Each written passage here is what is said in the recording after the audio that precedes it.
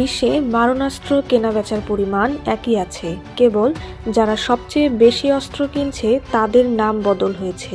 Stockholm international piece research institute এর রিপোর্টে বলা হয়, বিশ্বে অস্ত্র বিক্রির পরিমাণ 2010 থেকে 2019-এর তুলনায় মোটের ওপর একই আছে। বিশ্বের ভূ রাজনৈতিক পরিবর্তনের প্রভাব ক্রেতাদের ওপর ভয়ঙ্করভাবে পড়েছে।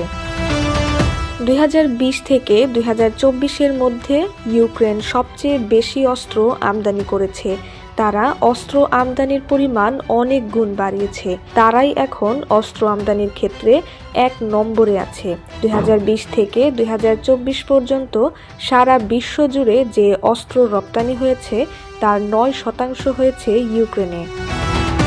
এই একই সময়ে ইউরোপের দেশগুলোতে অস্ত্র কেনার পরিমাণ বেড়েছে 15%।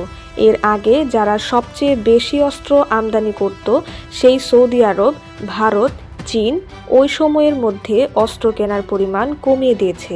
রিপোর্ট বলছে 35টি দেশ 2020 থেকে 2024 এর মধ্যে ইউক্রেনকে অস্ত্র দিয়েছে।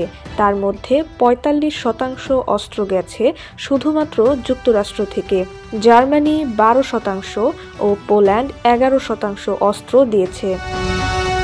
বিশ্বে অস্ত্র রপ্তানির ক্ষেত্রে আমেরিকা 1 নম্বরে। 2020 থেকে 2024 এর মধ্যে তারা 107টি দেশকে অস্ত্র দিয়েছে। মোট অস্ত্র রপ্তানির 43% আমেরিকা থেকে হয়। দ্বিতীয় স্থানে থাকা ফ্রান্সের তুলনায় তাদের অস্ত্র রপ্তানির পরিমাণ 4 গুণেরও বেশি বলে ম্যাথিউ জর্জ জানিয়েছেন। 2015 থেকে 2024 এর মধ্যে রাশিয়ার অস্ত্র রপ্তানির পরিমাণ 63% কমেছে। 2021 ও 2022 সালে তারা গত 2 দশকের মধ্যে সবচেয়ে কম অস্ত্র বিক্রি করেছে।